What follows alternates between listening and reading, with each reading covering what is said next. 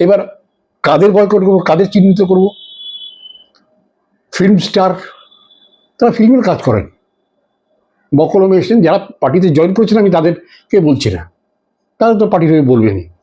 যে প্লেয়াররা, যে খেলোয়াড়রা যারা খেলছেন এবং খেলার সাথে সাথে আবার বকলমে ওই নামাবলী গায়ে দিয়ে নাম গান করছেন, বা সাংবাদিক, সে ইলেকট্রনিক মিডিয়া হোক বা বা প্রিন্ট মিডিয়া হোক, এটা এই যে একটা এই নতুন ধরনের একটা তোলাবাজি, এটা কিন্তু বটবৃক্ষে পরিণত হয়েছে।